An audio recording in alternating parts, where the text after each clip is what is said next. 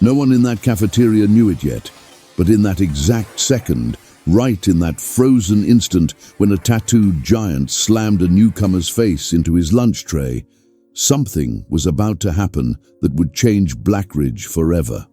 And the most dangerous detail was hiding right there in the newcomer's tightly clenched fist, tucked beneath the table, still as a trigger waiting for the perfect moment to snap a trap in half. Stay with me until the end, because what happened after this confrontation was so unexpected, so explosive, that even the oldest inmates in Blackridge froze in place, and the guards, men trained to never show emotion, actually held their breath. Before we keep going, hit that like button, subscribe to the channel, and drop a comment saying where you're watching from. It helps this video reach more people who love intense, deep, twist-filled stories. Now let's move on, because everything ahead gets even heavier, and it all begins right here in this scene. Blackridge Federal Penitentiary was the kind of place that felt alive. Its thick, stone-grey walls absorbed heat during the day and exhaled a near-supernatural cold at night. The smell of metal, sweat, rushed cafeteria meals, and industrial cleaner mixed with something deeper, an undercurrent of danger, always lurking, as if the air itself carried stories that preferred to stay buried. Inside those walls, silence was never just silence. It was a warning, a prediction, and often the prelude to something terrible. The inmates knew it, the guards knew it, and the newcomer, maybe he knew it better than anyone. He'd arrived that same morning with no commotion, no armed escort, no shouting guards. He simply walked through the Blackridge gates in a straight line, wearing a quiet, almost submissive expression. He was thin, looked exhausted, deep dark circles under his eyes, the posture of someone life had repeatedly crushed. The kind of man any bully would choose as prey. The kind of man nobody would defend. And that was exactly why Brutus Malone, the undisputed tyrant of the cafeteria, chose him. Brutus wasn't just big, he was a presence. Shoulders too broad, arms completely covered in ink, a thick grey beard, and eyes that always looked on the edge of violence. Guards knew him, inmates feared him, and even his own crew respected him. His brute strength combined with his unpredictable attitude gave him full control of the wing. If you wanted to eat in peace, you needed his approval. Sit in the wrong spot, and you paid for it. And the newcomer, unknowingly or perfectly aware, sat exactly where he shouldn't. The cafeteria was packed when it all started. Trays clattered against metal tables, muffled conversations echoed through the hall, and the heat made the air heavy. Men in yellow uniforms ate fast, in silence, always watching their surroundings. In that tense atmosphere, Brutus stood up, pushing the bench backward. The entire hall felt it. Some inmates swallowed hard, others looked away. The new arrivals whispered among themselves, trying to understand what was happening. But the veterans knew when Brutus stood up, nobody breathed. He walked toward the newcomer with heavy, deliberate steps, each one echoing across the polished concrete floor. The nearby guards exchanged quick glances, but didn't intervene. It wasn't unusual for Brutus to teach lessons to rookies, and as long as nothing fatal happened, administration preferred to pretend they didn't see. The newcomer remained seated. He didn't look up. He didn't react.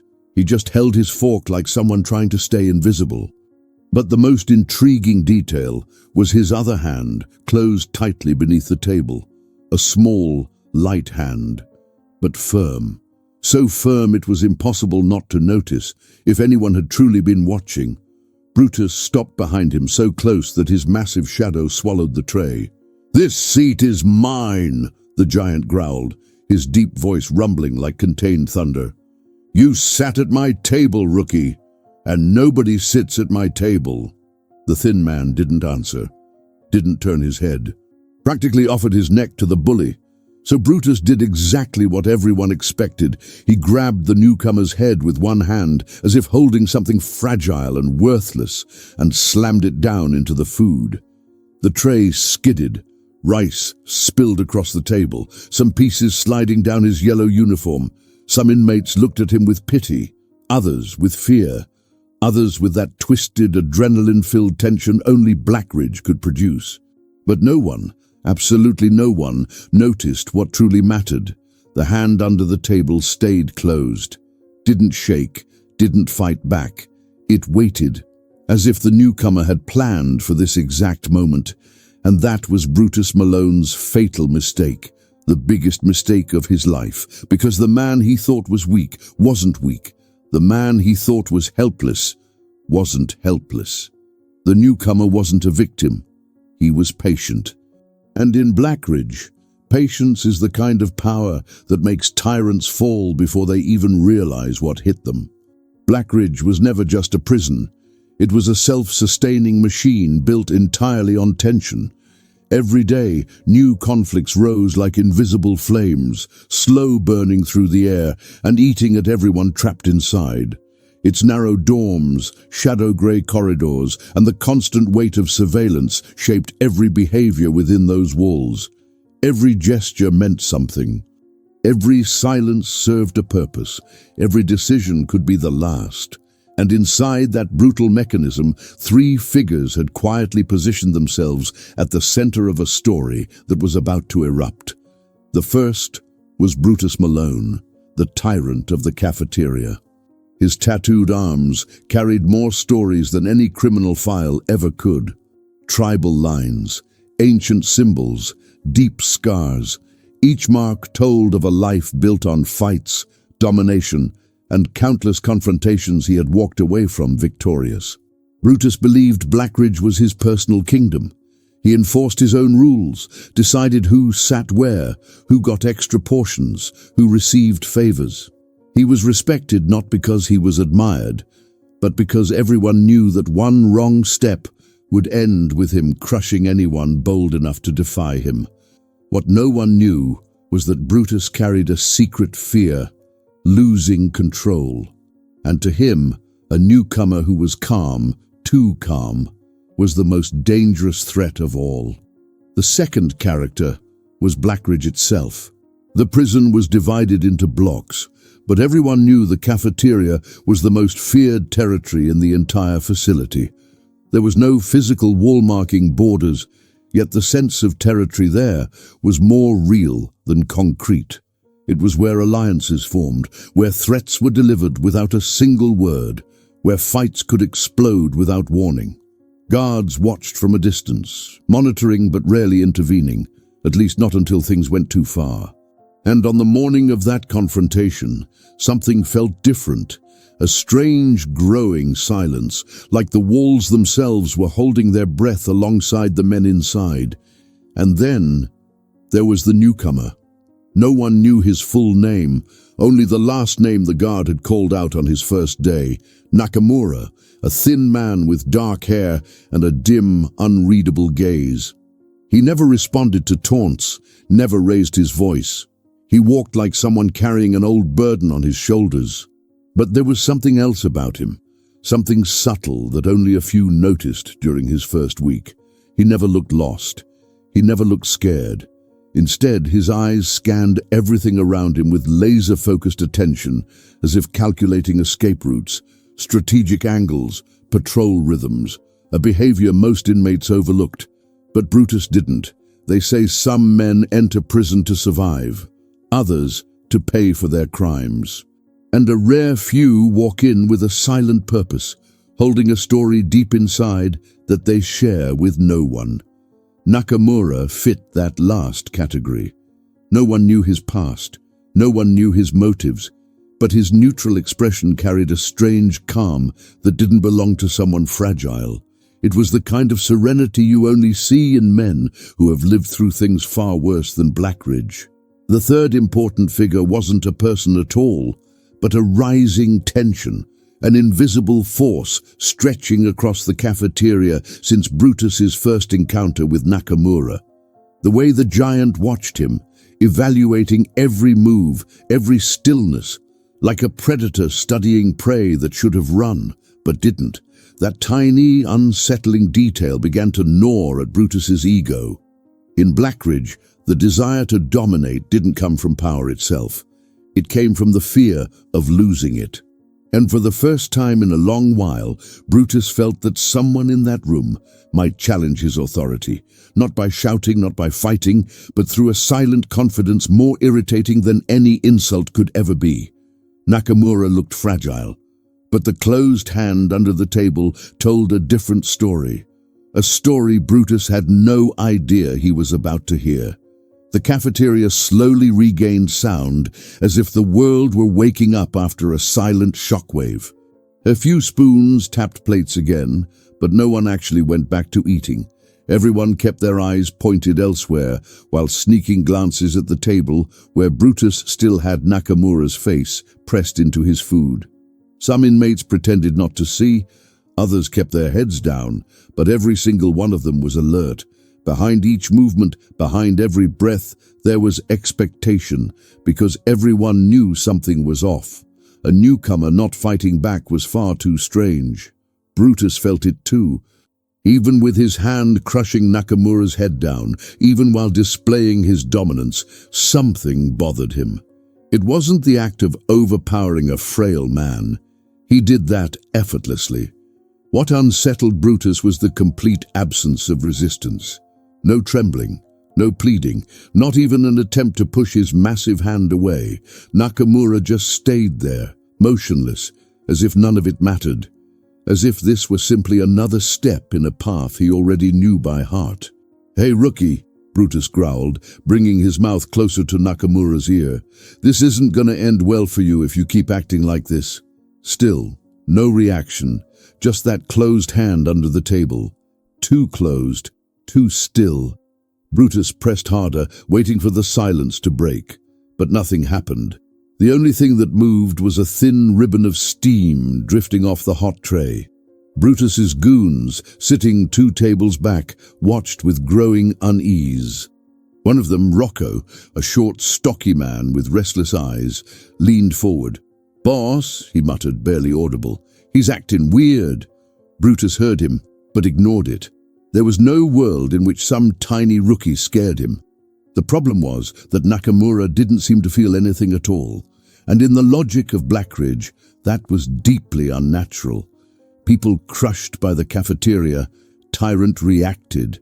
They cried, they shook, they begged, they lost control. But Nakamura breathed as if he were meditating, and little by little that started messing with the minds of the other inmates. A faint murmur rose in the back of the cafeteria. Eyes met across tables, and the same question formed in everyone's mind. Why is he so calm? A guard up in the inner tower, sensing the rising tension, slid his hand toward the radio, not to intervene, just to be ready if things went sideways. In Blackridge, that alone was a significant move. Brutus felt the discomfort growing. The rookie's hand remained closed, solid, as if guarding something invisible. It was a posture that said, unmistakably, this man wasn't being defeated. He was simply waiting. And no one in that room knew whether what Nakamura was waiting for was the worst thing imaginable. "Get up," Brutus finally ordered, irritated by the silence. But before he could yank the newcomer by the collar, Nakamura did something no one expected. He raised his head slowly, painfully slowly, so slowly it felt like time itself was trying to hold him still. His eyes were calm, clear, not a trace of fear. Brutus stepped back half a pace without realizing it. It was the first crack in the bully's ego, and everyone saw it. Nakamura wiped his face with the back of his hand, glanced around as if assessing a quiet classroom, and lifted his chin a little higher. He didn't speak, didn't threaten, didn't provoke. He simply looked. And in that look, there was something no one, absolutely no one, was prepared to face. Nakamura's eyes seemed to have a life of their own. They weren't defiant, they weren't hostile, but there was a depth in them that made a few inmates look away, as if they were seeing something they weren't supposed to. Brutus, a man used to dealing with people who shrank in his presence, couldn't make sense of it. The feeling was unsettling, almost as if he were suddenly facing someone who could see straight through him, someone who noticed the cracks he thought he hid well. But the cafeteria wasn't the only place where that tension was taking shape. In the corridors, the dorms, even among the guards, the name Nakamura had already begun to circulate.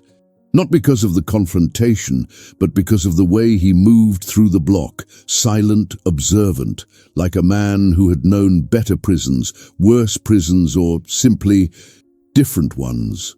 He was the type of man who sparked questions.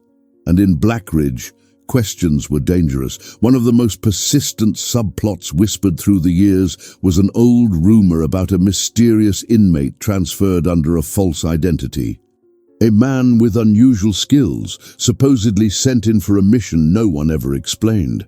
Many believed it was just folklore. Others were convinced he'd been real, and that his arrival had changed everything for a few months. When Nakamura showed up, some veterans couldn't help comparing his behavior to the stories of that ghost.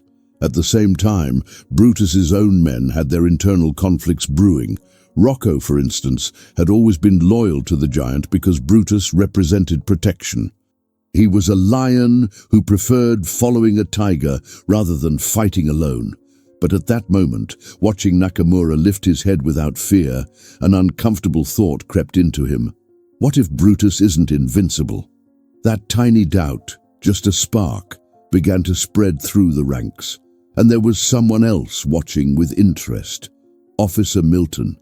New to the cafeteria shift, recently transferred from a smaller facility, he still wasn't accustomed to the brutal ecosystem of Blackridge. He didn't see the scene as routine. He saw it as a warning sign. Veteran guards tended to ignore minor scuffles, but Milton's sense of justice was still intact, not yet crushed by the system. In his quiet observation, he mentally noted that Nakamura didn't react like a victim. And for a guard who paid attention, that meant two things at once: danger and potential. Across the compound, the prison psychologist, Dr. Irina Wells, received word of the incident as well. Nakamura had been scheduled for an initial evaluation, like every newcomer, but what caught her attention were the agent's notes. Unusual emotional control, speaks only when addressed, analytical gaze. Irina specialized in silent behavior and trauma. She saw a pattern forming, and unusual patterns were exactly what she hunted for, anticipating future conflicts. Meanwhile, Brutus was trying to regain emotional control. That involuntary half-step back still burned his pride. Part of him wanted to end it right there, crush the rookie so completely that no one would ever question who ruled the place. But another part, a part he hated acknowledging, felt something close to hesitation. And hesitation, in Brutus, always mutated into aggression. He needed to reassert his authority fast, and because of that, he planned something no one understood at first. Brutus stepped back, puffed his chest, and announced loud enough for the entire cafeteria to hear, "This isn't over, rookie. You're gonna learn the right way." The sentence shot through the room like electricity. Everyone knew what it meant. Brutus was preparing something bigger, something more calculated, a real trap, not just a burst of brute impulse. What he didn't know was that Nakamura had already sensed it. And silently, he was already preparing to turn that trap into the bully's biggest mistake of his life. The tension that had formed in the cafeteria didn't fade after the confrontation. In fact, it spread like a silent shadow, seeping into every corner of Blackridge. Men who normally kept to themselves began whispering. Guards started paying extra attention to the north block.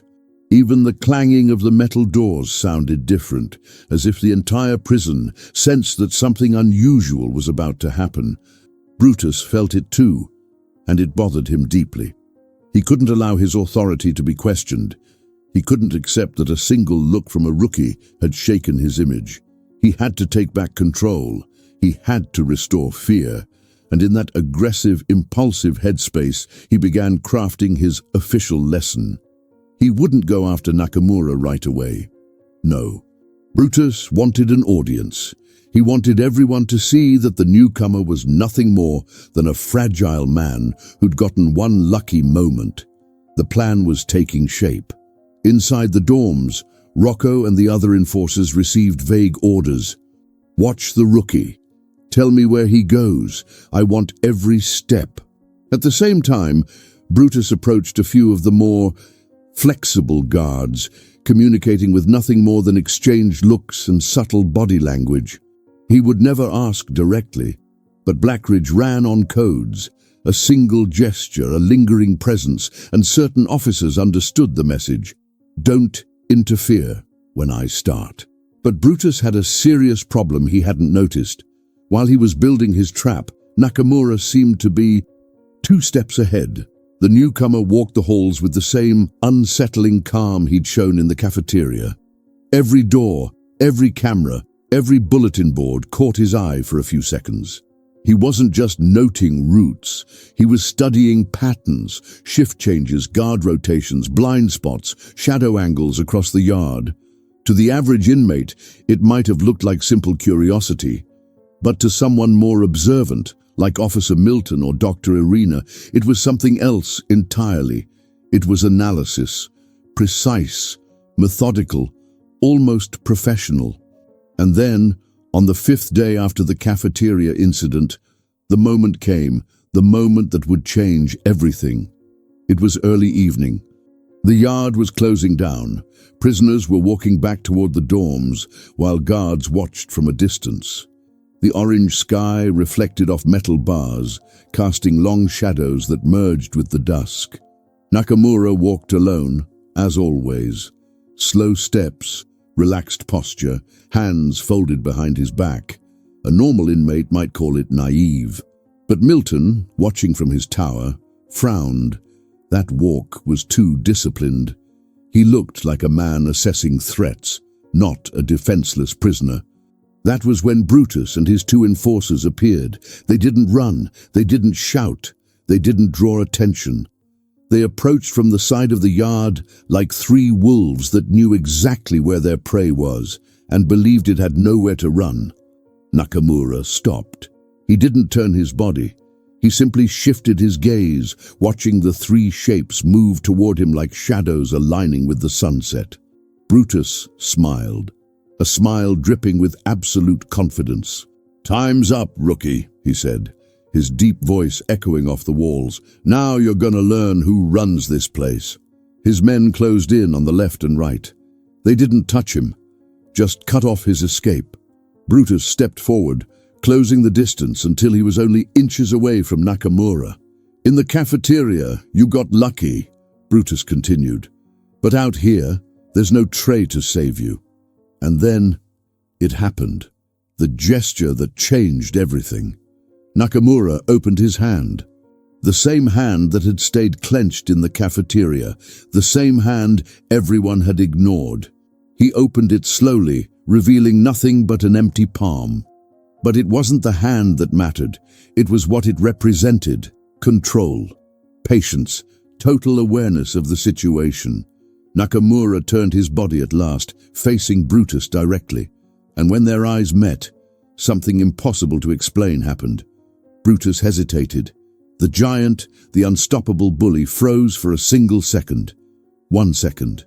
But in Blackridge, a single second is enough to topple a king, because in that exact moment, everyone understood. Brutus wasn't in control. Not today. Not in front of this newcomer. And that was the real turning point. The bully thought he was about to teach a lesson, when in reality, he was about to learn the biggest lesson of his life. When Nakamura opened his hand and met Brutus's stare, the entire yard seemed to freeze. The hot wind blowing through the bars paused for a moment. The shuffling footsteps of inmates faded into silence, and even the metallic clank of the gates locking lost its echo. It was as if all of Blackridge were watching that moment without blinking, without breathing, waiting for the outcome of something no one could yet understand. Brutus, who had always controlled every situation he engineered, felt the weight of that quiet, unshakable calm coming from the rookie. It wasn't fear. It wasn't submission. And maybe that was exactly the problem. Nakamura was comfortable. completely comfortable, surrounded by three men who were ready to tear him apart. It was a posture Brutus couldn't decipher, and it struck deep at the bully's ego. The first to react wasn't Brutus or Nakamura, it was Rocco, his most nervous enforcer. He stepped back, barely an inch, almost invisible, but enough for other inmates to notice. That tiny retreat sent a silent alarm through the yard. When Brutus's right-hand man showed doubt, something truly out of the ordinary was happening. Shadows of the guards stretched closer to the gates. None of them intervened, but every one of them watched with sharper focus.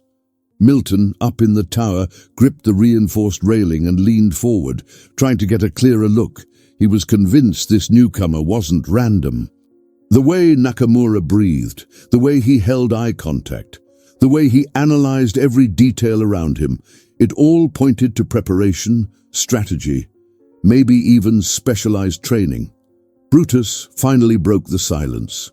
"You think that intimidates me?" he said, trying to steady his voice, though it came out weaker than he expected. Nakamura didn't answer, didn't even blink. Brutus felt the insult in that silence, and to him that was unbearable. "You made a bad choice, rookie," Brutus went on, fooling only himself. "The worst choice of your life." But for the first time, the inmates around them didn't agree with that statement. The murmuring that rippled through the yard wasn't fear, it was uncertainty. The absolute confidence Brutus always carried now appeared cracked, not shattered, but cracked. And in a place like Blackridge, one crack was enough to collapse an entire empire. From the observation room above the outer block, psychologist Dr. Irina Wells tightened her grip on her pen. Brutus's expression wasn't dominance, it was desperate self-assertion. Nakamura's face, on the other hand, was flawlessly neutral, a face that looked trained not to reveal emotion. To her, that meant one of two things. Either he was extremely disciplined, or he had lived through situations so extreme that Blackridge felt trivial by comparison. Later that night in the dorms, the impact of what had happened grew even larger. Inmates who once swore loyalty to Brutus exchanged uneasy glances. No one said it out loud, but the message was clear. The boss isn't in control anymore. Blackridge's invisible hierarchy wasn't collapsing, it was quietly rearranging itself. Rocco, more than anyone, couldn't shake what he'd seen. He knew Brutus better than anyone else. The giant never hesitated, never stepped back. But in front of the rookie, he froze. That single moment haunted Rocco, because deep down he had always feared one thing, being crushed by someone he underestimated. In the guard's block, whispers spread. Milton became the most concerned voice. "That rookie's not normal," he said, holding a clipboard, and Brutus figured that out too late. The other guards laughed, telling him he was overreacting. But Milton wasn't exaggerating. He had seen eyes like Nakamura's before, not in prisons, but in tactical training. And then came another unexpected consequence.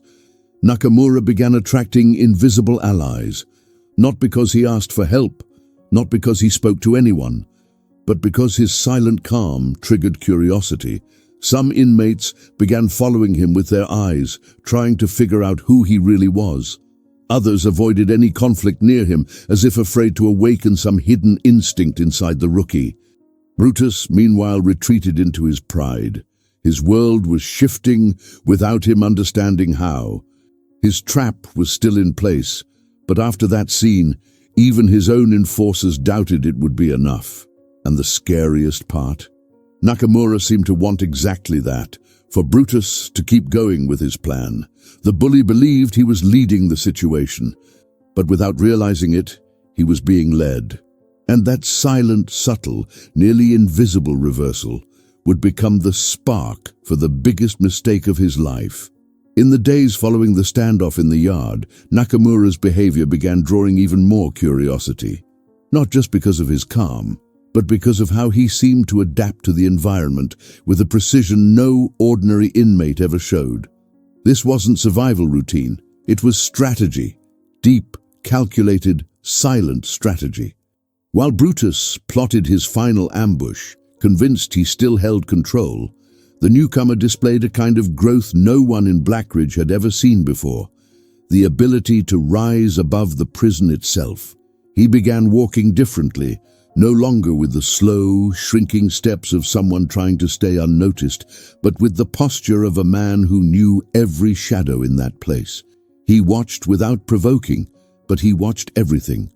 How the guards moved, the timing of shift changes, the patterns of the most dangerous inmates, the blind spots of the cameras, the corridors that echoed more than they should.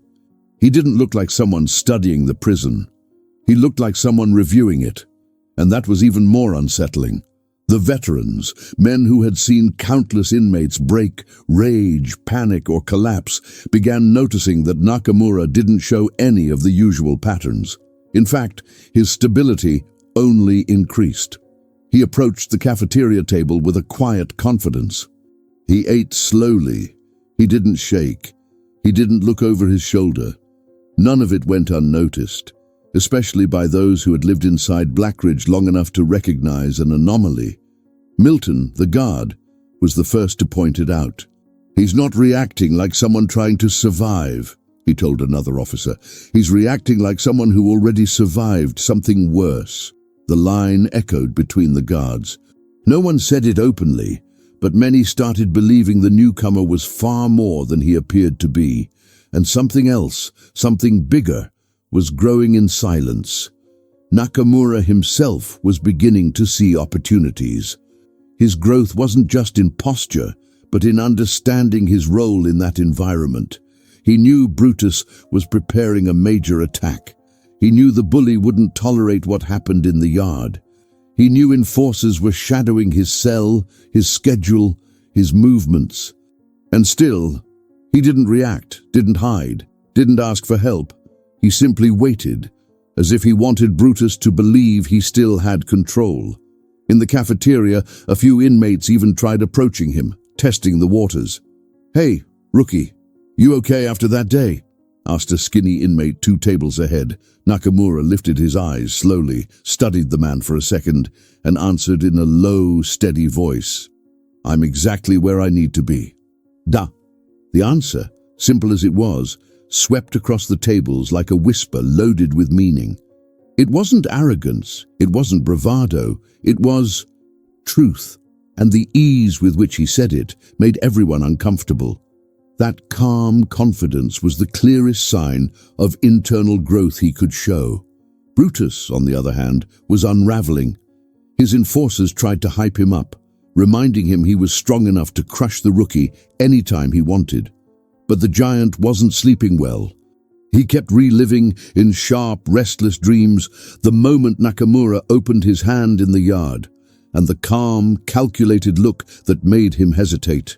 It's hard for a predator to realize he might not be the top predator, and that realization was eating Brutus alive. Meanwhile, Nakamura seemed reborn. Nothing about him resembled the submissive man who first walked into the cafeteria. His gaze was firm now, his breathing controlled, his steps purposeful. He wasn't a survivor.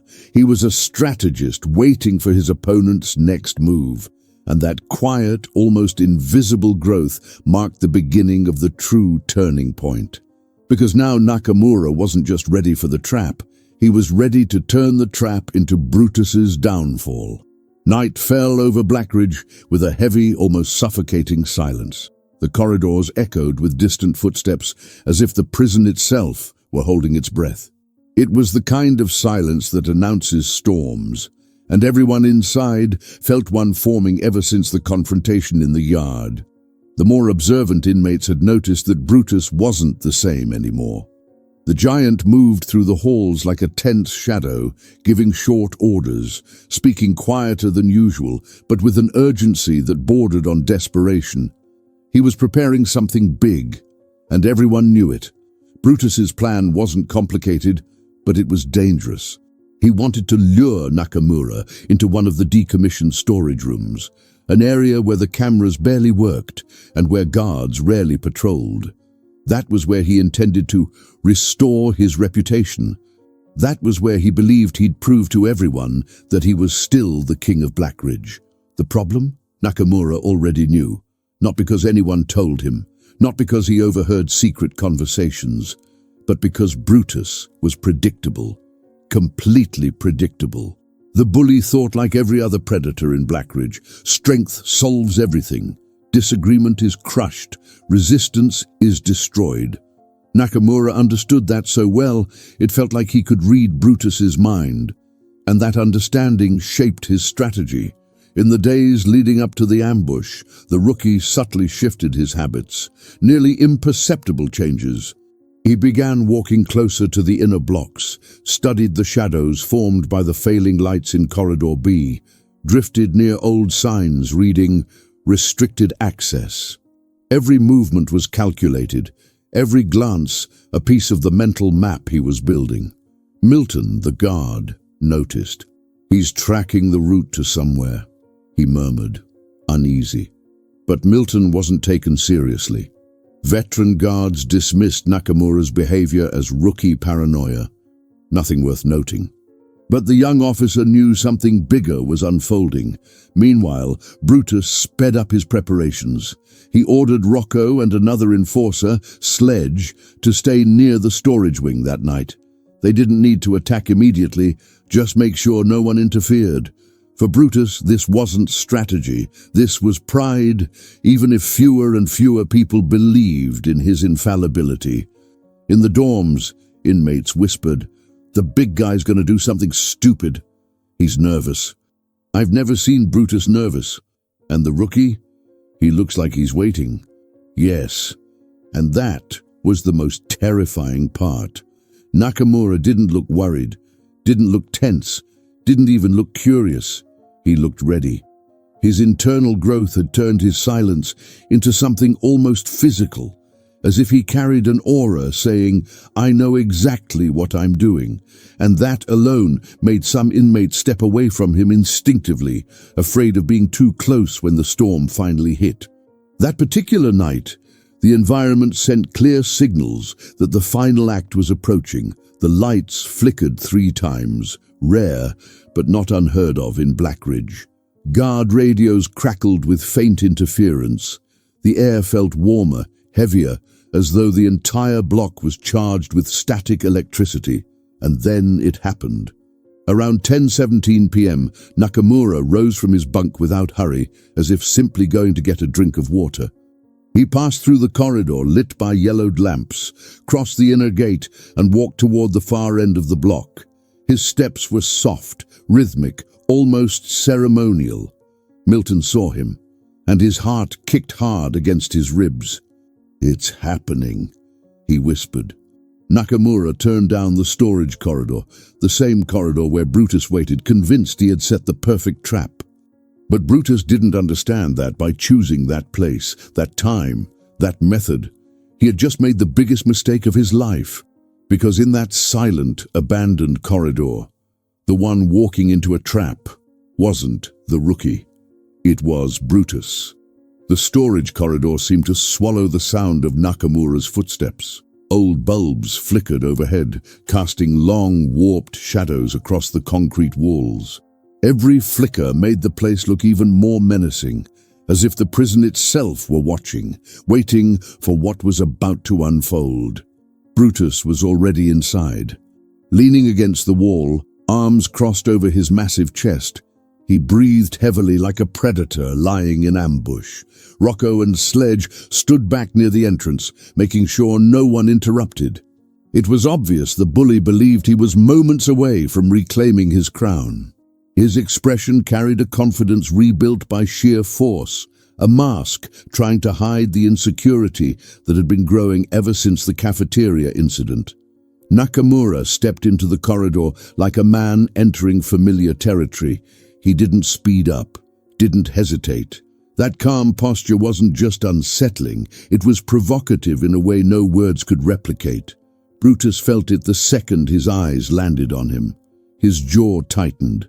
He expected fear, submission, hesitation, anything that could fuel his dominance.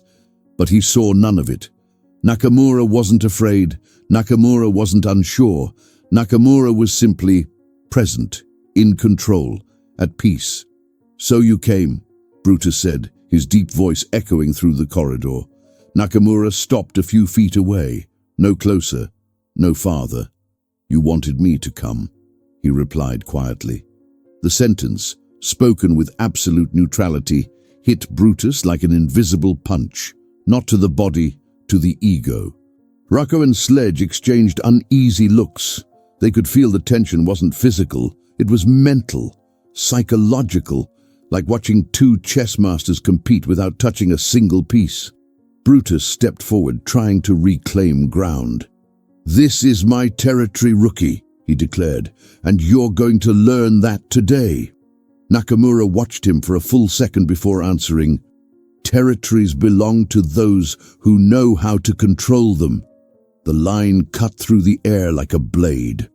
Brutus felt a surge of anger crawl up his spine, and he realized he was losing emotional control, something that only made everything worse. He stepped closer, stopping less than a meter from the newcomer. His enormous frame filled almost the entire corridor. Any other prisoner would have backed down, but not Nakamura, so Brutus tried the only intimidation tactic he truly understood: brute force. He leaned in, using his height and width to push Nakamura backward with sheer presence. But the rookie didn't move, didn't even blink. It was as if Brutus were pressing against an invisible wall, too solid for someone so thin. The sensation infuriated him. "You have no idea what you're doing," Brutus growled, voice rising. Nakamura tilted his head slightly. "I do. You brought me here to prove something to everyone else, but deep down," his voice grew even calmer, "you needed to prove something to yourself." Rocco swallowed hard. Sledge's eyes widened. Even the bulb above them seemed to tremble. Brutus took another step forward, and on that step everything fell apart. Because for the first time Nakamura changed his stance. A simple movement, a sidestep, almost nothing, but just enough to make Brutus lose balance for a fraction of a second. Too small for the untrained eye, too big for a man who prided himself on total control. Brutus regained physical stability, but his dignity didn't return with it. And in that moment, almost as if he had been waiting for this exact shift since day one, Nakamura spoke the sentence that changed everything. "The real trap wasn't set by you." Silence swallowed the corridor. Rocco stepped back. Sledge glanced toward the exit. Brutus opened his mouth, but no sound came out, because in that moment, everyone understood the truth. Brutus wasn't in control. Brutus had never been in control. Brutus was just another piece on a board, controlled by someone who saw far more than anyone else. And in that quiet transfer of power, the bully's trap became, undeniably, the biggest mistake of his life.